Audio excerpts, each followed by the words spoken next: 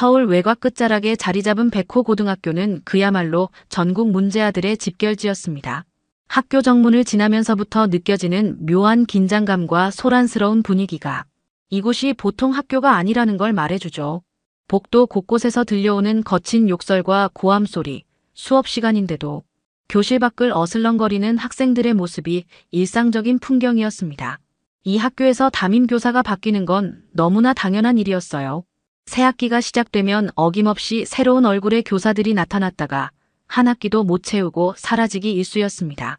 그나마 버텨내는 교사들도 있었지만 대부분은 학생들의 거센 반발과 학부모들의 무리한 요구 사이에서 지쳐갔죠. 교권이라는 말은 이미 사라진 지 오래였습니다. 학생들은 교사를 친구처럼 대했고 때로는 친구보다도 못하게 여겼어요. 수업 중에 휴대폰을 만지작거리거나 아예 엎드려 자는 것도 흔한 일이었고 교사가 주의를 주면 오히려 왜요? 라며 반문하는 학생들이 태반이었습니다. 더 큰 문제는 학부모들의 태도였어요. 아이가 문제를 일으켜도 우리 애는 선생님이 뭐래도 이해합니다라며 교사에게만 책임을 떠넘기는 경우가 대부분이었죠. 정작 가정에서의 교육은 방치한 채 학교에서만 모든 걸 해결하라고 요구했습니다. 이런 악순환 속에서 백호고는 점점 더 통제 불가능한 곳이 되어갔어요. 그런 백호고에 또 한 명의 새로운 교사가 발을 들였습니다. 이번엔 체육교사였죠. 과연 이 새로운 선생님이 얼마나 버틸 수 있을지 학생들은 이미 호시탐탐 기회를 노리고 있었습니다. 월요일 아침 교무실에 새로운 얼굴이 나타났습니다. 서윤진, 40대 초반의 여성이었죠. 단정하게 입은 검은색 트레이닝복과 깔끔하게 정리된 단발머리가 인상적이었어요. 하지만 무엇보다 눈에 띄는 건 그녀의 조용한 분위기였습니다. 말수가 적고 시선은 항상 아래쪽을 향하고 있었죠. 다른 교사들과의 인사도 간단했습니다. 안녕하세요. 체육을 담당하게 된 서윤진입니다. 짧고 담담한 목소리였어요. 교무실 분위기가 잠시 조용해졌죠. 다들 이 새로운 체육교사가 과연 백호고의 거센 학생들을 감당할 수 있을지 의구심을 품었습니다. 첫 수업은 3학년 2반이었습니다. 윤진이 교실 문을 열고 들어서자 학생들의 시선이 일제히 그녀에게 쏠렸어요. 순간 교실이 조용해졌지만 곧이어 여기저기서 수군거리는 소리가 들려왔습니다. 새 체육쌤이네. 여자네, 여자. 체육교사가 여자라고. 말이 되냐? 윤진은 아무 말 없이 교탁 뒤로 걸어갔습니다. 출석부를 펼치고 조용히 이름을 부르기 시작했죠. 하지만 학생들의 반응은 시큰둥했어요. 대답하는 학생도 있었지만 대부분은 건성으로 손만 들거나 아예 무시하는 학생들도 있었습니다. 강민석이 친구들과 키득거리며 말했어요. 여자가 체육쌤이래. 진짜 웃기네. 남자애들 제어는 가능하겠냐? 주변 학생들이 낄낄거렸습니다. 윤지는 그 소리를 듣고도 표정 하나 바뀌지 않았어요. 쌤, 우리한테 뭘 시키실 거예요? 체육 시간에 스트레칭이나 하겠죠? 또 다른 학생이 조롱하듯 물었습니다. 여자 선생님이니까 우리 몸 만지시면 안 되는 거 아시죠? 교실이 웃음바다가 되었어요. 윤지는 여전히 말이 없었습니다. 단지 출석을 다 부른 후 조용히 칠판에 체육이론이라고 적었을 뿐이었죠. 학생들은 점점 더 대담해졌어요. 어떤 학생은 휴대폰을 꺼내 게임을 시작했고 어떤 학생은 아예 엎드려 잠을 자는 척했습니다. 쌤, 목소리가 너무 작아서 안 들려요. 민석이 큰 소리로 말했어요. 마이크라도 쓰세요. 교실이 다시 웃음으로 가득했습니다. 윤지는 잠시 민석을 바라봤지만 곧 시선을 돌렸어요. 수업이 끝나고 윤진이 교실을 나가자 학생들은 더욱 신이 났습니다. 완전 호구네, 저 쌤. 우리 완전 무시당하는 것 같은데. 다음 시간엔 더 재밌게 놀아보자. 강민석은 점점 더 노골적으로 행동하기 시작했어요. 처음에는 친구들과 작은 목소리로 수군거리던 것이 이제는 대놓고 큰 소리로 말하기 시작했습니다. 쌤, 체육이 뭐 대단한 거라고 이론까지 배워야 해요? 교실 앞쪽에서 뒤돌아보며 친구들에게 윙크를 했죠. 어차피 몸으로 하는 건데 머리로 뭘 배우겠어요. 윤지는 잠시 설명을 멈추고 민석을 바라봤습니다. 하지만 아무 말도 하지 않고 다시 칠판으로 시선을 돌렸어요. 이런 반응에 민석은 더욱 신이 났습니다. 쌤, 혹시 군대라도 갔다 오셨어요? 아니면 태권도 같은 거라도 배우셨나? 교실이 웃음으로 가득했어요. 여자가 무슨 군대야, 바보야. 옆자리 친구가 민석의 어깨를 툭 쳤습니다. 그냥 체대 나오신 거 아냐? 근데 체대 나와도 남자애들 상대하기는 힘들 텐데. 학생들의 목소리가 점점 커졌어요. 민석이 일어서서 더욱 대담하게 말했습니다. 쌤, 솔직히 말씀해보세요. 우리 같은 애들 가르쳐 보신 적 있어요? 다른 학교는 애들이 얌전했을 텐데 여기는 좀 다르거든요. 그의 목소리에는 도전적인 기색이 역력했어요. 특히 남자애들은 더 거칠고요. 교실 분위기가 묘하게 긴장되기 시작했습니다. 다른 학생들도 민석의 말에 관심을 보이며 윤진의 반응을 지켜봤어요. 윤진은 여전히 조용했지만 손에 들고 있던 분필을 조금 더 꽉 쥐었습니다. 쌤이 너무 조용하시니까 재미없네. 민석이 한 걸음 더 나아갔어요. 우리가 무서워서 조용히 있을 줄 아세요? 아니면 존경해서요? 그의 말에 몇몇 학생들이 키득거렸습니다. 체육이 뭐 대단한 과목이라고요. 바로 그때였습니다. 윤진이 천천히 고개를 들어 민석을 똑바로 바라봤어요. 그리고 손에 들고 있던 분필 하나를 조용히 들어올렸습니다. 학생들은 무슨 일이 일어날지 궁금해하며 숨을 죽였어요. 순간 탁 하는 소리와 함께 분필이 칠판 틈 사이로 정확히 박혔습니다. 마치 다트를 던지듯 정확하고 깔끔하게 말이에요. 교실이 순식간에 조용해졌어요. 학생들의 입이 딱 벌어졌고 민석도 할 말을 잃었습니다. 윤진은 여전히 담담한 표정으로 민석을 바라보며 조용하지만 분명한 목소리로 말했습니다. 어디 갔다 왔냐고. 너희가 잘 모르는 곳.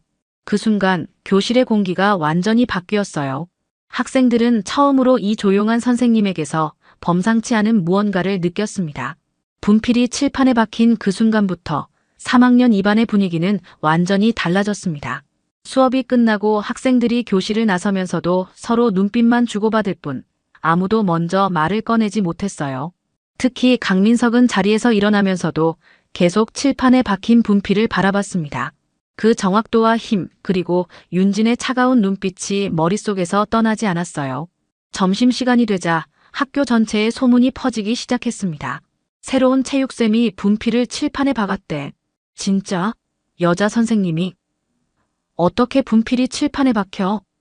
학생들 사이에서는 온갖 추측이 난무했어요. 누군가는 윤진이 무술을 배웠을 거라고 했고 또 누군가는 특수부대 출신일 거라고 농담처럼 말했습니다. 2학년 복도에서 만난 학생 하나가 3학년 2반 학생에게 물었어요. 진짜 분필이 칠판에 박혔다고? 설마 그런 게 가능해? 봤으니까 말하는 거지. 완전 다트처럼 정확하게 들어갔어. 소문은 점점 과장되어 퍼져나갔습니다. 방과 후 몇몇 호기심 많은 학생들이 몰래 교무실 근처를 서성거렸어요. 윤진에 대해 더 알고 싶었거든요. 그런데 우연히 교무실에서 나오는 대화를 듣게 되었습니다. 후배 교사 한 명이 윤진에게 조심스럽게 물어보고 있었어요. 선생님, 혹시 무술이라도 배우셨나요? 아까 학생들이 하는 말을 들으니까 분필을 칠판에 박으셨다던데. 젊은 남자 교사의 목소리에는 호기심이 가득했습니다. 정말 신기해서요. 어떻게 그런 일이 가능한지. 윤진은 잠시 침묵했습니다. 그리고 나서 담담하게 대답했어요. 특별한 건 아니에요. 그냥 훈련을 좀 받았을 뿐입니다. 하지만 후배 교사는 포기하지 않았습니다. 훈련이요? 무슨 훈련을 받으셨길래 그런 정확도가 나오는 거예요? 윤진이 잠시 망설이는 것 같았어요. 그리고 책상 서랍을 열어 한 장의 서류를 꺼냈습니다. 이거 혹시 707 특수부대라고 들어보셨나요? 후배 교사의 눈이 커졌어요. 707? 그 유명한 특수부대요. 설마 15년간 복무했습니다. 실전 경험도 있고요. 윤진의 목소리는 여전히 조용했지만 그 안에는 무게가 있었어요. 전역 사유는 PTSD였습니다. 후배 교사는 할 말을 잃고 윤진을 바라봤습니다. 이 대화를 엿들은 학생들은 교무실에서 멀어지면서 서로 얼굴을 마주봤어요. 77 특수부대라고 했지. PTSD가 뭐야? 외상 후 스트레스 장애 말하는 거 아냐? 학생들의 표정이 심각해졌습니다. 다음 날 아침 학교 전체가 이 소문으로 떠들썩했어요. 새 체육쌤이 특수부대 출신이래. 실전 경험도 있다던데. 그래서 분필을 그렇게 정확하게 던진 거구나. 학생들은 윤진을 보는 시선이 완전히 달라졌습니다. 3학년 2반 학생들은 더욱 조용해졌어요. 특히 강민석은 복잡한 표정으로 창밖만 바라봤습니다. 자신이 건드린 사람이 보통 사람이 아니었다는 걸 깨달았거든요. 동시에 그녀가 왜 그렇게 조용하고 말이 없었는지도 조금씩 이해하기 시작했습니다. 윤진의 정체가 알려진 후 며칠 동안은 학교가 조용했습니다. 특히 3학년 2반 학생들은 체육 시간에 평소보다 얌전했어요. 하지만 강민석을 비롯한 몇몇 학생들은 다시 윤진을 시험해보고 싶어 했거든요. 목요일 체육이론 시간, 민석이 다시 도전장을 내밀었습니다. 하지만 이번에는 훨씬 더 공격적이었어요. 쌤, 그래서 우리가 무서워서 조용히 해야 한다는 거예요? 그의 목소리에는 도전적인 기색이 역력했습니다. 특수부대 출신이라고 해서 학생들을 겁주는 건 좀 아니지 않나요? 교실 분위기가 다시 긴장되기 시작했어요. 다른 학생들도 민석의 말에 귀를 기울였습니다. 여긴 학교인데 말이에요. 전쟁터가 아니라고요. 민석이 한 걸음 더 나아가며 목소리를 높였어요. 학생들한테 무력으로 위협하는 건 교사가 할 일이 아니죠. 윤진은 조용히 민석을 바라봤습니다. 하지만 아무 대답도 하지 않았어요. 이런 반응에 민석은 더욱 흥분했습니다. 대답도 안 하시네요. 역시 할 말이 없으시구나. 그가 자리에서 일어서며 더욱 큰 소리로 말했어요. 쌤이 아무리 특수부대 출신이라고 해도 여기서는 그냥 교사잖아요. 민석의 목소리가 교실에 울렸습니다. 우리한테 함부로 할 수 있다고 생각하시는 거예요? 다른 학생들이 숨을 죽이고 지켜봤어요. 그때 민석이 갑자기 자신이 앉아있던 의자를 집어들었습니다. 이런 식으로 겁주면 우리가 말 들을 줄 아세요? 순간 교실이 아수라장이 되었어요. 몇몇 학생들이 비명을 질렀고 어떤 학생은 자리에서 일어나 뒤로 물러섰습니다. 민석이 의자를 윤진을 향해 던졌습니다. 순간 모든 것이 슬로우 모션처럼 느껴졌어요. 하지만 윤진은 놀라지 않았습니다. 마치 이런 상황을 예상했던 것처럼 침착하게 몸을 움직였어요. 윤진이 한 걸음 옆으로 이동하면서 날아오는 의자를 정확히 받아냈습니다. 마치 춤을 추듯 자연스러운 동작이었어요. 의자를 받아낸 윤진은 조용히 바닥에 내려놓았습니다. 교실이 순식간에 조용해졌어요. 민석이 당황해하는 사이 윤진이 빠르게 다가왔습니다. 특수부대에서 배운 제압술을 사용해 민석을 벽 쪽으로 밀어 고정시켰어요. 하지만 다치게 하지는 않았습니다. 단지 움직이지 못하게 할 뿐이었죠. 진정해, 민석아. 윤진의 목소리는 여전히 조용했습니다. 민석은 숨을 헐떡이며 저항했지만 윤진의 힘을 당해낼 수 없었어요. 놔주세요. 민석이 소리쳤지만 윤진은 움직이지 않았습니다.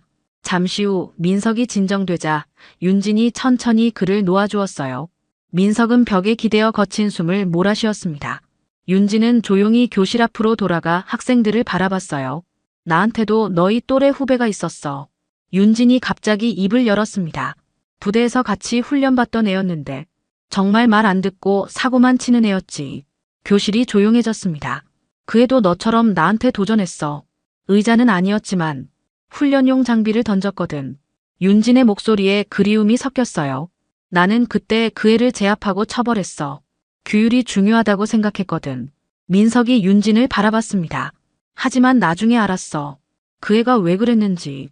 윤진의 눈가에 슬픔이 스쳤어요. 집에 문제가 있었던 거야. 관심받고 싶어서 그런 거였어. 그 애는 훈련 중 사고로 죽었어. 윤진의 목소리가 떨렸습니다. 마지막에 나한테 선임, 저를 포기하지 말아주세요 라고 했어. 교실이 숨막힐 듯 조용해졌어요. 윤진이 민석을 똑바로 바라봤습니다. 나는 이번엔 포기하고 싶지 않아. 너희를. 다음 날부터 민석의 행동에 변화가 나타나기 시작했습니다. 평소 같으면 수업 시간에 떠들거나 장난을 쳤을 텐데 이상하게 조용했어요. 윤진이 체육이론을 설명할 때도 딴짓을 하지 않고 가만히 앉아 있었습니다. 다른 학생들도 민석의 달라진 모습을 눈치챘지만 아무도 먼저 말을 꺼내지는 않았어요. 그런데 진짜 변화는 급식실에서 일어났습니다. 점심시간 민석이 평소보다 늦게 급식실에 도착했어요. 줄이 길어서 거의 마지막에 받게 된 거죠. 혼자 구석진 자리에 앉아 조용히 밥을 먹고 있었는데 갑자기 고학년 선배 몇 명이 다가왔습니다. 야, 강민석. 너 요즘 체육쌤한테 찍혔다며? 선배 중 한 명이 비웃듯 말했어요. 특수부대 출신이라고 쫄았냐? 민석은 아무 대답하지 않고 계속 밥을 먹었습니다. 하지만 선배들은 그걸 더 기분 나빠했어요. 야, 무시하냐? 선배가 민석의 어깨를 밀었습니다. 그 바람에 민석이 들고 있던 숟가락이 떨어졌어요. 새끼가 건방져졌네. 또 다른 선배가 민석의 식판을 확 밀어버렸습니다. 국물이 쏟아지고 반찬들이 바닥에 떨어졌죠. 민석은 말없이 바닥에 떨어진 밥을 바라봤습니다. 배가 고팠는데 이제 먹을 게 없어졌어요. 선배들은 킥킥거리며 자리를 떠났고 민석은 혼자 남겨졌습니다. 다른 학생들도 있었지만 아무도 도와주지 않았어요. 오히려 소란을 피해 자리를 뜨는 학생들이 대부분이었습니다. 그때였습니다. 누군가가 조용히 민석 앞에 식판을 놓았어요. 민석이 고개를 들어보니 윤진이 서 있었습니다. 깨끗한 식판에는 따뜻한 밥과 반찬들이 정갈하게 담겨 있었어요. 윤진 자신의 급식이었습니다. 기회는 2번 안 와. 윤진이 조용히 말했어요. 밥도 인생도. 민석은 깜짝 놀라 윤진을 바라봤습니다. 쌤, 이거 선생님 거잖아요. 나는 이미 먹었어. 윤진이 거짓말을 했어요. 사실 그녀도 아직 점심을 먹지 않았거든요. 민석은 잠시 망설였습니다. 하지만 배가 너무 고팠고 무엇보다 윤진의 진심이 느껴졌어요. 감사합니다. 작은 목소리로 말하고는 조심스럽게 숟가락을 들었습니다. 윤진은 아무 말 없이 자리를 떠났어요. 그 모습을 지켜본 몇몇 학생들 사이에서 속삭임이 오갔습니다. 쌤이 자기 밥을 줬네. 민석이 진짜 고마워하는 것 같은데. 윤진 쌤 생각보다 괜찮은 사람인가. 다음 날 오후 자율학습 시간이었습니다. 평소 같으면 아무도 없을 자율학습실에 웬일인지 몇 명의 학생들이 나타났어요. 민석이 먼저 들어와 앉아 있었고 그 뒤로 하나둘씩 3학년 2반의 문제아들이 들어왔습니다. 아무도 말은 하지 않았지만 모두 같은 마음이었어요. 윤진 선생님이 포기하지 않겠다고 했으니 자신들도 한번 해보자는 생각이었습니다. 물론 진짜 공부를 열심히 하지는 않았어요. 하지만 적어도 자리에는 앉아 있었죠. 윤진이 자율학습실을 순회하다가 이 광경을 봤을 때 잠시 놀란 표정을 지었습니다. 하지만 곧 작은 미소를 지으며 조용히 지나갔어요. 변화의 시작이었습니다. 며칠 후부터 3학년 2반의 변화는 더욱 뚜렷해졌습니다. 체육 시간이 되면 학생들이 먼저 자리에 앉아 윤진을 기다리는 모습이 보이기 시작했어요. 예전 같으면 수업 시작 10분이 지나도 교실에 절반도 안 들어와 있었는데 이제는 수업 시작 전에 대부분의 학생들이 자리에 앉아 있었습니다. 윤진이 교실에 들어서면 자연스럽게 조용해지는 분위기도 생겼어요. 물론 완전히 모범적이지는 않았지만 적어도 대놓고 떠들거나 장난치는 학생은 없었습니다. 민석을 비롯한 몇몇 학생들은 윤진이 설명할 때 고개를 끄덕이기도 했어요. 이런 변화는 다른 교사들 사이에서도 화제가 되었습니다. 교무실에서 점심을 먹으며 한 교사가 말했어요. 요즘 3학년 2반이 왜 이렇게 조용하죠? 복도 지나가는데 수업 소리가 들리더라고요. 정말요? 그 반이요? 다른 교사가 놀라며 물었습니다. 윤진 선생님 수업 시간엔 특히 그래요. 애들이 스스로 조용히 하더라고요. 젊은 교사가 감탄하며 말했어요. 도대체 어떻게 하신 거예요? 비법이라도 있나요? 하지만 윤진은 그저 미소만 지을 뿐 별다른 대답을 하지 않았습니다. 복도에서도 변화가 느껴졌어요. 예전에는 3학년 2반 학생들이 지나가면 다른 학년 학생들이 피하거나 긴장하는 분위기였는데 요즘에는 그런 기세가 많이 사라졌습니다. 특히 민석과 친구들은 복도에서 마주치는 선생님들께 먼저 인사를 하기 시작했어요.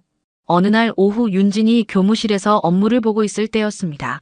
책상 서랍을 정리하다가 작은 약통 하나를 발견했어요. PTSD 치료를 위해 복용하던 약이었습니다. 손에 든 약통을 한참 바라보던 윤진이 조용히 일어나 휴지통으로 걸어갔습니다. 다른 교사들이 보는 앞에서 약통을 휴지통에 버리는 윤진의 모습에 교무실이 잠시 조용해졌어요. 모두 무슨 의미인지 알 수 있었거든요. 윤진에게도 변화가 일어나고 있다는 뜻이었습니다. 선생님, 정말 괜찮으세요? 옆자리 교사가 걱정스럽게 물었어요. 약 버리셔도 되나요? 윤진이 고개를 끄덕였습니다. 이제 필요 없을 것 같아서요. 아이들이 저를 필요로 한다는 걸 느끼거든요. 그 말을 들은 다른 교사들의 표정이 부드러워졌어요. 윤진이 백호고에 온 이후 보여준 변화들, 그리고 그것이 학생들에게 미친 영향을 모두 지켜봤거든요. 처음엔 불가능해 보였던 일들이 실제로 일어나고 있었습니다. 방과 후 자율학습 시간에도 변화가 계속되었어요. 3학년 2반 학생들이 자율학습실에 나타나는 일이 점점 늘어났습니다. 진짜 열심히 공부하지는 않았지만 적어도 자리에 앉아서 책상 위에 책을 펼쳐놓고 있었어요. 어떤 학생은 조용히 단어장을 보고 있었고 어떤 학생은 수학 문제집을 들여다보고 있었습니다.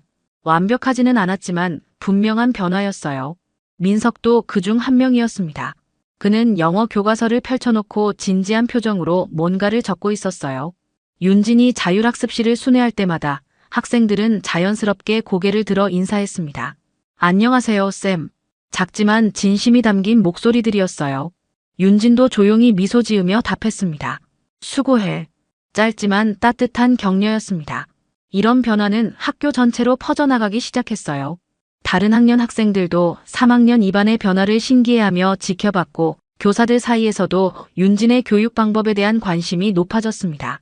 겨울이 깊어갈 무렵 드디어 졸업식 날이 다가왔습니다. 3학년 2반 교실은 평소와는 전혀 다른 분위기였어요. 학생들은 교복을 단정히 입고 앉아 있었고 서로 졸업 앨범에 사인을 해주며 웃고 있었습니다. 몇 달 전만 해도 상상할 수 없었던 모습이었죠. 졸업식이 끝나고 학생들이 하나둘씩 집으로 돌아가는 가운데 민석이 윤진에게 다가왔습니다. 손에는 작은 편지 봉투를 들고 있었어요. 쌤, 이거 읽어보세요. 평소보다 목소리가 떨리고 있었습니다. 윤진이 편지를 받아 펼쳐보자 삐뚤빼뚤하지만 정성스럽게 쓴 글씨가 나타났어요. 선생님께. 처음에는 정말 싫었어요. 왜 우리한테만 그렇게 엄하시나 싶었거든요. 그런데 지금 생각해보니 쌤이 던진 건 분필이 아니라 제 멱살이었어요. 편지는 계속 이어졌습니다. 저를 그 자리에서 끌어내 주셔서 감사합니다. 처음으로 누군가가 저를 포기하지 않는다는 걸 느꼈어요. 그래서 저도 저 자신을 포기하지 않기로 했습니다. 고등학교 졸업하고 취업 준비 열심히 할게요. 쌤도 몸 건강히 지내세요. 윤지는 편지를 다 읽고 나서 잠시 말이 없었어요. 눈가가 조금 붉어진 것 같기도 했지만 곧 환한 미소를 지었습니다. 고생 많았어, 민석아. 아니에요. 쌤이 더 고생하셨죠. 그 뒤로 며칠이 지나자 놀라운 소식들이 들려오기 시작했어요. 3학년 2반 학생들의 진로 소식이었습니다. 민석을 비롯해 몇몇 학생들은 취업에 성공했고 일부는 전문대학에 진학했으며 몇 명은 대학교에 합격했다는 소식도 있었어요. 교무실에서 이 소식을 들은 다른 교사들은 믿을 수 없다는 표정이었습니다. 정말요? 3학년 2반 전원이 진로를 정했다고요? 네, 한 명도 빠짐없이요. 완전 기적 같은 일이에요. 젊은 교사가 흥분해서 말했어요. 윤진 선생님, 정말 대단하세요. 도대체 어떻게 하신 거예요? 다른 교사가 감탄하며 물었습니다. 하지만 윤진은 겸손하게 고개를 저었어요. 아이들이 스스로 한 거예요. 저는 그냥 조금 기다려준 것뿐입니다. 봄이 되어 새 학기가 시작되었습니다. 윤진의 책상 서랍에는 여전히 그 분필이 들어있었어요. 이제는 무기가 아닌 희망의 상징이 된 분필이었습니다. 가끔 힘든 순간이 오면 그 분필을 만지작거리며 그날을 떠올리곤 했어요.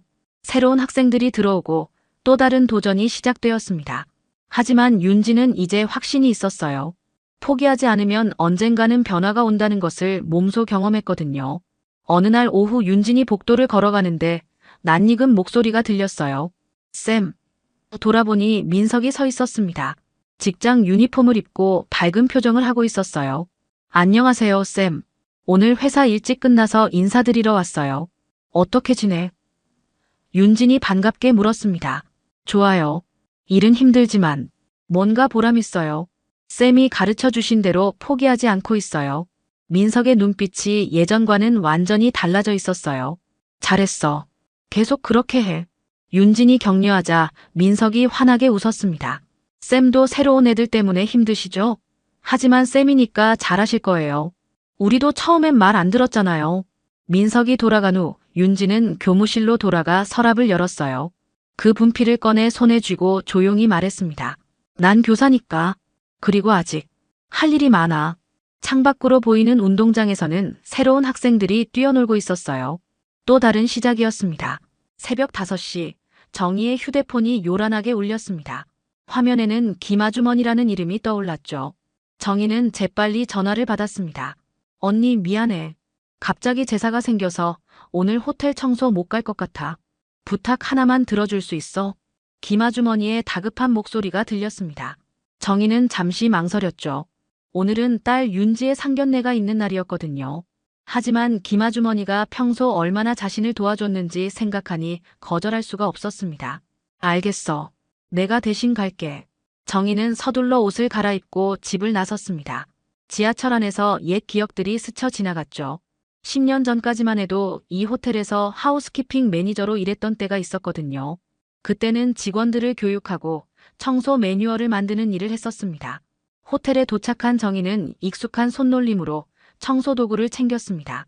화장실 타일 하나하나를 닦아내면서 예전의 감각이 되살아났죠. 거울을 닦을 때는 특히 신경을 썼습니다. 손님들이 가장 자주 보는 곳이니까요. 역시 언니 솜씨는 달라. 지나가던 다른 청소 직원이 엄지를 치켜 세웠습니다. 정희는 미소를 지으며 고개를 끄덕였죠. 오전 11시 청소를 마친 정희는 급하게 유니폼을 벗고 준비해온 옷으로 갈아입었습니다. 검은색 블라우스에 회색 치마 그리고 작은 진주 목걸이까지 평소보다 정성스럽게 차려입었죠. 딸의 첫 상견례니까 부끄럽지 않게 보이고 싶었거든요. 거울 앞에서 머리를 다시 한번 정리하며 정희는 깊게 숨을 들이쉬었습니다. 떨리는 마음을 진정시키려 했죠. 딸이 좋아하는 사람의 부모님을 만난다는 것, 그것만으로도 가슴이 두근거렸습니다. 상견례 장소인 호텔 레스토랑으로 향하는 길, 정희의 발걸음이 조금씩 빨라졌습니다. 호텔 레스토랑으로 가는 길에 정희는 화장실에 잠깐 들렀습니다. 방금 전까지 청소했던 그 화장실이었죠. 거울 앞에서 립스틱을 다시 발라주며 마음을 다잡고 있는데 뒤에서 영어로 대화하는 소리가 들렸습니다. 이 호텔 시설이 꽤 괜찮네요. 맞아요. 화장실도 정말 깨끗하고. 정희는 거울로 뒤를 힐끗 보았습니다. 잘 차려입은 중년 여성과 남성이 서 있었죠. 여성은 명품 핸드백을 들고 있었고 남성은 비싼 시계를 차고 있었습니다. 뭔가 품격 있어 보이는 부부였어요.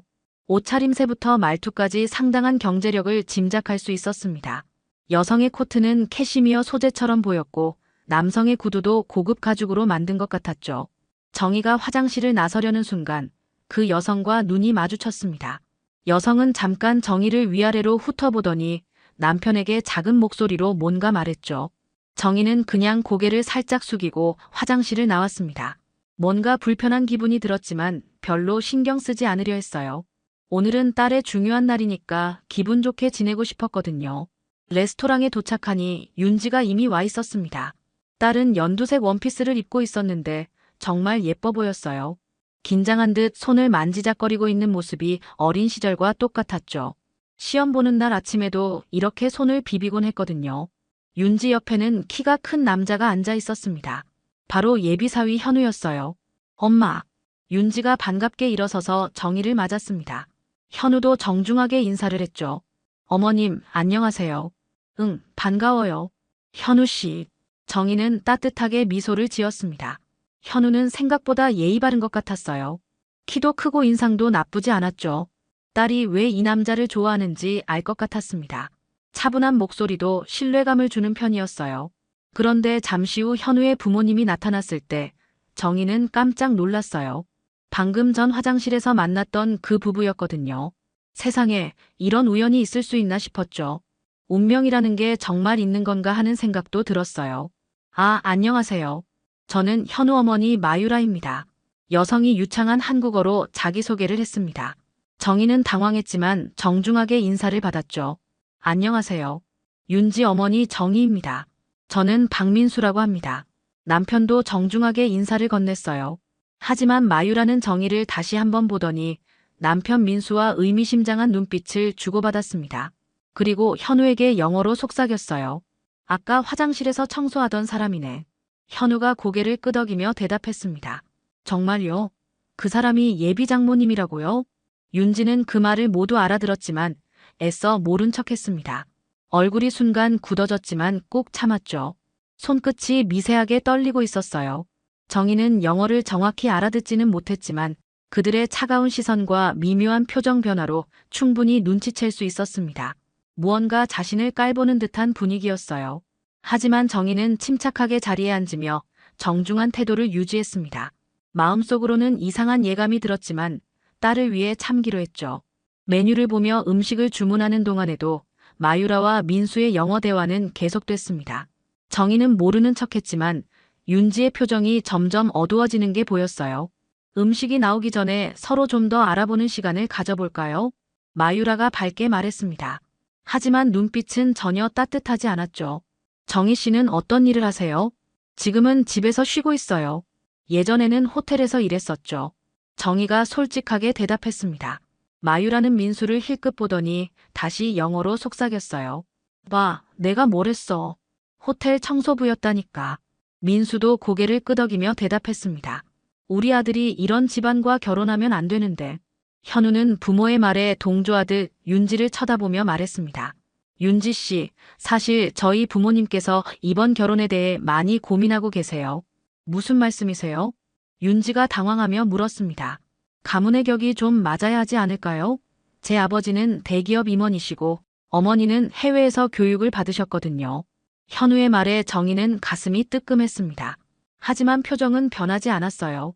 마유라가 다시 영어로 말했습니다. 이런 사람들과 사돈이 되면 우리 체면이 말이 안 돼. 맞아. 주변에서 뭐라고 하겠어. 민수도 맞장구를 쳤죠. 윤지의 눈가가 빨갛게 달아오르기 시작했습니다. 더 이상 참을 수 없다는 표정이었어요. 현우 씨 부모님께서는 저희를 어떻게 생각하고 계신지 직접 말씀해 주실 수 있나요? 윤지가 떨리는 목소리로 물었습니다. 마유라는 당황한 기색을 보이더니 어색하게 웃었어요. 아니에요. 그런 게 아니라. 아니, 영어로 하신 말씀 다 들었거든요. 윤지의 목소리가 조금씩 높아졌습니다. 저희 엄마가 청소 일을 하셨다고 무시하시는 거죠? 분위기가 급격히 차가워졌습니다. 현우는 당황하며 윤지를 말렸어요. 윤지야, 진정해. 오해가 있는 것 같은데.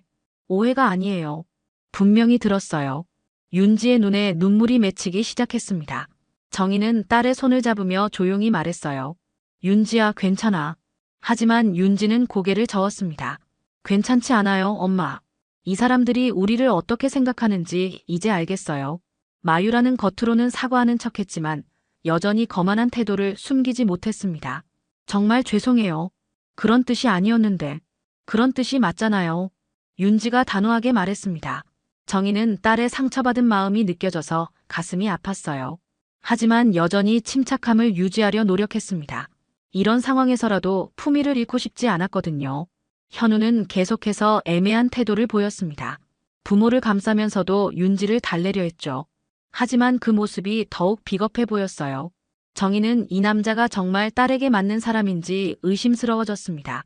레스토랑 안의 분위기는 점점 더 차가워졌습니다.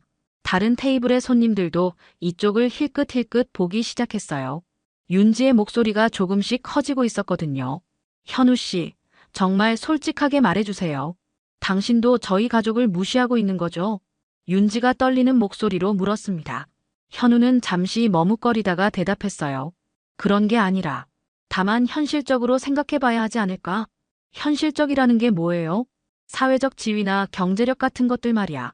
결혼은 두 사람만의 문제가 아니잖아. 현우의 말에 윤지의 얼굴이 창백해졌습니다. 정희는 딸의 손을 더 꽉 잡았어요. 마유라가 다시 영어로 남편에게 속삭였습니다.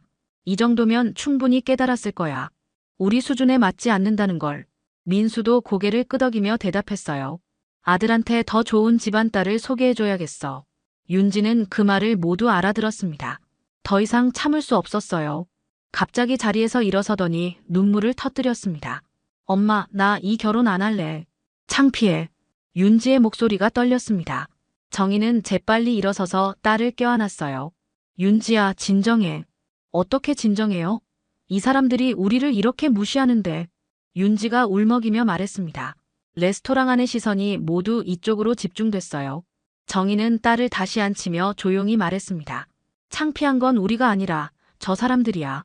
조금만 기다려봐. 정희의 목소리는 여전히 차분했지만 눈빛에는 단단한 의지가 담겨 있었습니다. 마유라는 주변 시선을 의식하며 어색하게 웃었어요. 윤지 씨, 너무 감정적으로 받아들이지 마세요. 우리도 좋은 뜻에서. 좋은 뜻이요? 윤지가 눈물을 닦으며 반박했습니다. 저희 엄마를 청소부라고 무시하는 게 좋은 뜻이에요. 현우가 끼어들었습니다. 윤지야, 좀 침착하게 얘기하자. 사람들이 다 보고 있어. 지금 체면 생각할 때예요? 당신 부모님이 우리를 어떻게 대했는지 보셨잖아요. 윤지의 목소리에 분노가 섞여 있었습니다. 정희는 딸의 어깨를 토닥이며 말했어요. 괜찮아, 윤지야. 엄마는 별로 상처받지 않았어. 하지만 정희의 마음도 상했습니다. 청소일 자체를 부끄러워하지는 않았지만 이렇게 노골적으로 무시당하는 건 처음이었거든요. 특히 딸 앞에서 이런 모욕을 당하니 더욱 속상했어요. 마유라와 민수는 여전히 영어로 대화를 이어갔습니다. 이 정도면 됐지. 아들도 이제 포기할 거야. 그래, 애초에 어울리지 않는 짝이었어. 윤지는 그 말을 들으며 주먹을 꽉 쥐었습니다. 정희는 딸의 손을 잡으며 조용히 말했어요. 참아, 윤지야. 곧 끝날 거야. 정희의 눈빛에는 무언가 계획이 있는 듯한 빛이 스쳐 지나갔습니다. 마치 무언가를 기다리고 있는 것 같았어요. 윤지는 엄마의 침착한 모습을 보며 조금씩 마음을 진정시키려 노력했습니다. 하지만 여전히 눈물이 계속 흘러내렸죠. 바로 그때였습니다. 레스토랑 입구 쪽에서 웅성거리는 소리가 들려왔어요. 직원들이 누군가를 맞이하며 인사를 하는 모습이 보였죠. 정희는 고개를 돌려 그쪽을 바라봤습니다. 백발의 외국인 남성이 레스토랑으로 들어오고 있었어요. 키가 크고 품이 있는 모습의 노신사였죠. 호텔 직원들이 그를 극진히 모시는 걸 보니 상당히 중요한 인물인 것 같았습니다. 사장님께서 오셨습니다. 웨이터가 다른 직원에게 속삭이는 소리가 들렸어요. 정희는 그 남성을 보는 순간 깜짝 놀랐습니다. 윌슨 사장이었거든요. 10년 전 자신이 이 호텔에서 일할 때의 사장이었어요. 윌슨 사장은 레스토랑 안을 둘러보다가 정희를 발견했습니다. 그의 얼굴에 놀라움과 기쁨이 동시에 스쳐 지나갔어요. 서둘러 정희가 앉은 테이블로 걸어왔죠. 세상에, 정희 씨가 아닌가요? 윌슨 사장이 영어로 말했습니다. 정희는 조금 당황하며 일어섰어요. 안녕하세요, 윌슨 사장님. 여기서 뵙게 되다니 정말 반갑습니다. 정말 오랜만이네요. 윌슨 사장의 목소리에 진심 어린 기쁨이 담겨 있었습니다. 마유라와 민수, 그리고 현우는 갑작스러운 상황에 어리둥절해했어요. 사장님께서는 어떻게 지내셨어요? 정희가 정중하게 물었습니다. 윌슨 사장은 정희의 손을 잡으며 말했어요. 정희 씨야말로 어떻게 지내셨나요? 당신이 떠나신 후에 호텔이 많이 허전했어요. 마유라는 이 상황을 이해할 수 없다는 표정으로 남편을 쳐다봤습니다. 민수도 마찬가지였죠. 현우는 입을 다물고 있었어요. 이분들은 누구신가요? 윌슨 사장이 테이블에 앉은 사람들을 보며 물었습니다. 정희가 대답했어요. 제 딸과 예비사위, 그리고 예비사돈분들이에요. 아, 그렇군요. 축하드립니다. 윌슨 사장이 환하게 웃으며 인사했습니다. 그런데 마유라와 민수의 표정이 점점 굳어지는 게 보였어요. 사장님께서는 저희 어머니를 어떻게 아시는 거예요? 윤지가 호기심 어린 목소리로 물었습니다. 윌슨 사장은 자랑스러운 표정으로 대답했어요. 이분은 우리 호텔의 전설이에요. 10년 전까지 하우스키핑 매니저로 일하셨죠. 매니저라고요? 현우가 놀라며 되물었습니다. 네, 그것도 아주 뛰어난 매니저였어요. 이분이 만든 청소 매뉴얼과 서비스 기준은 지금도 우리 호텔에서 사용하고 있습니다. 윌슨 사장의 말에 마유라와 민수의 얼굴이 창백해졌어요. 윤지는 엄마를 바라보며 눈을 크게 떴습니다. 더 놀라운 건 이분이 직접 저를 교육해 주셨다는 거예요. 제가 이 호텔을 인수했을 때 경험이 부족했거든요. 정희 씨가 없었다면 이 호텔이 지금처럼 성공할 수 없었을 겁니다. 윌슨 사장이 정희를 바라보며 말했습니다. 이분은 저에게 진정한 스승이자 멘토였어요. 호텔 경영의 모든 것을 가르쳐 주셨죠. 정희는 겸손하게 고개를 숙였습니다. 과찬이세요, 사장님. 과찬이 아닙니다. 정희 씨 같은 분을 다시 만나기는 쉽지 않아요. 윌슨 사장이 진심을 담아 말했습니다. 레스토랑 안의 분위기가 완전히 바뀌었어요. 마유라는 당황한 채로 정희를 바라봤고 민수는 말을 잇지 못했습니다. 현우도 얼떨떨한 표정이었죠. 윌슨 사장의 말이 끝나자 레스토랑 안이 조용해졌습니다. 마유라와 민수는 얼굴이 새하얗게 변했어요. 방금 전까지 청소부를 하며 무시했던 사람이 알고 보니 호텔 사장의 스승이었다니 믿을 수가 없었죠. 그런데 정희 씨는 오늘 여기에 어떻게 오신 거예요? 윌슨 사장이 궁금해하며 물었습니다. 정희는 차분하게 대답했어요. 오늘은 청소하러 왔다가 딸의 상견례에 참석하게 된 겁니다. 청소를 하러 오셨다고요? 윌슨 사장이 놀라며 되물었습니다. 네, 지인이 갑자기 못 와서 대신 와달라고 해서요. 정희의 설명에 윌슨 사장은 고개를 저었어요. 이런 일이 있을 수 없습니다. 정희 씨 같은 분이 청소를 하시다니요. 윌슨 사장이 주변 직원을 불렀습니다. 매니저를 좀 불러주세요. 잠시 후 호텔 매니저가 황급히 나타났어요. 정희 씨를 아시나요? 물론입니다, 사장님. 저희 호텔의 전설적인 분이시죠. 매니저가 정희에게 깍듯이 인사했습니다. 그런데 오늘 이분이 청소 일을 하셨다고 합니다. 그럴 리가요. 저희가 그런 일을 부탁드릴 수 없는 분인데. 매니저가 당황하며 말했어요. 윌슨 사장이 정희를 바라보며 말했습니다. 정희 씨, 혹시 돈이 필요하시면 언제든 말씀해 주세요. 저희 호텔로 돌아오시는 것도 환영입니다. 마유라는 이 상황을 지켜보며 점점 더 당황했어요. 방금 전까지 자신들이 얼마나 무례하게 굴었는지 깨닫기 시작했거든요. 사장님께서는 정말로 저희 어머니를 그렇게 높이 평가하시는 건가요? 윤지가 아직도 믿기지 않는다는 표정으로 물었습니다. 물론이죠. 이분만큼 완벽한 서비스 매니저는 본 적이 없어요. 손님들도 정희 씨를 만나면 모두 감탄했죠. 윌슨 사장이 자랑스럽게 말했습니다. 정희 씨가 교육한 직원들은 지금도 업계 최고로 인정받고 있어요. 이분의 철학과 노하우가 이 호텔을 만든 거나 다름없습니다. 현우는 입을 다물고 있었어요. 방금 전까지 윤지의 어머니를 무시했던 자신의 행동이 부끄러웠죠. 마유라가 떨리는 목소리로 말했습니다. 정말 몰라 뵀습니다. 죄송합니다. 마유라는 자리에서 일어나 정희에게 깊숙이 고개를 숙였어요. 민수도 마찬가지로 사과했습니다. 저희가 너무 무례했습니다. 진심으로 사과드립니다. 현우도 어쩔 수 없이 고개를 숙였죠. 어머님, 정말 죄송합니다. 제가 너무 성급하게 판단했습니다. 하지만 윤지는 차가운 표정으로 그들을 바라봤어요. 지금 사과하시는 거예요? 저희 엄마가 호텔 매니저였다는 걸 알았으니까 태도가 바뀌는 건가요? 윤지의 목소리에는 실망과 분노가 섞여 있었습니다. 당신들이 무시한 건 우리 엄마의 직업만이 아니었어요. 저도였어요. 우리 가족 전체를 깔본 거잖아요. 마유라는 할 말을 찾지 못했어요. 윤지의 말이 맞았거든요. 사람을 겉모습으로만 판단하시는 거네요. 진짜 중요한 건 그 사람의 인품이고 마음인데 말이에요.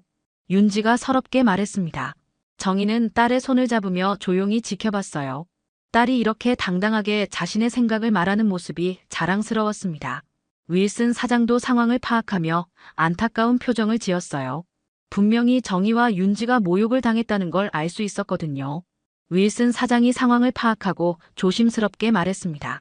혹시 제가 방해가 된다면 자리를 피하겠습니다. 정희가 고개를 저었어요. 괜찮습니다, 사장님. 오히려 좋은 시기에 오셨어요. 윤지는 자리에서 천천히 일어났습니다. 눈물은 이미 그쳤고 대신 단호한 표정이 자리 잡고 있었어요. 현우 씨, 그리고 부모님께 말씀드리고 싶은 게 있어요. 윤지의 목소리는 떨리지 않았습니다. 오히려 또렷하고 분명했죠. 저는 오늘 여러분의 진짜 모습을 봤어요. 사람을 직업으로 판단하고 경제력으로 서열을 매기고 남 앞에서 당당하게 무시하는 모습을요. 마유라가 다급하게 끼어들었습니다. 윤지 씨, 정말 오해예요. 저희가 그런 뜻이 아니었어요. 오해가 아니에요. 분명히 들었거든요. 저희 엄마를 청소부라고 하시면서 사돈이 될 수 없다고 하신 거. 윤지가 냉정하게 말했습니다. 민수는 당황하며 변명했어요. 그건 잠깐의 실수였어요. 실수라고요? 제가 영어를 못 알아들을 거라고 생각하셨나 봐요. 윤지가 쓸쓸하게 웃었습니다. 저는 미국에서 3년을 공부했어요. 여러분이 하신 말씀 한마디도 놓치지 않았어요. 현우는 땀을 흘리며 윤지를 달랬습니다. 윤지야, 부모님이 사과하셨잖아. 이제 그만. 그만이라고요? 윤지가 현우를 똑바로 바라봤습니다. 당신은 어떤가요? 부모님이 저희를 무시할 때 말리지도 않았잖아요. 오히려 동조했어요. 나는 당신도 저희를 무시하고 있었던 거예요. 솔직하게 인정하세요. 현우는 할 말을 찾지 못했어요. 윤지의 말이 사실이었거든요. 윤지가 테이블에 있던 자신의 가방을 들었습니다. 오늘 이 자리는 여기까지 하겠어요. 정희가 조용히 일어서서 딸 옆에 섰습니다. 마유라가 다급하게 말했어요. 윤지 씨, 다시 생각해 보세요. 저희가 정말 잘못했어요. 지금 사과하시는 이유가 뭔가요? 저희 엄마가 호텔 매니저였다는 걸 알았으니까요. 윤지가 날카롭게 물었습니다. 만약 우리 엄마가 정말 그냥 청소하시는 분이었다면 계속 무시하셨을 거 아니에요? 마유라는 대답할 수 없었습니다. 윤지의 말이 전곡을 찔렀거든요. 저는 그런 분들과 가족이 되고 싶지 않아요. 윤지가 단호하게 말했습니다. 우리는 당신들 같은 가족 원하지 않아요. 현우가 절망적인 표정으로 윤지를 붙잡으려 했습니다. 윤지야, 제발 놓아주세요.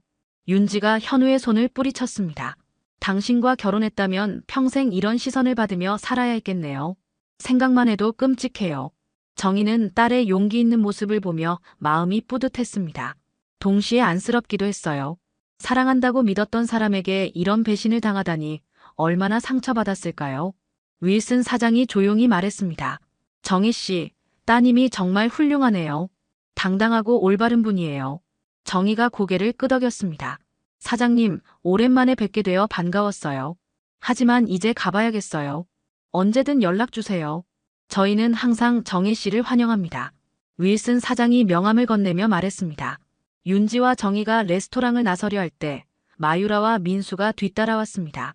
정말 죄송합니다. 한 번만 더 기회를 주세요. 하지만 윤지는 돌아보지 않았습니다. 정희도 마찬가지였어요.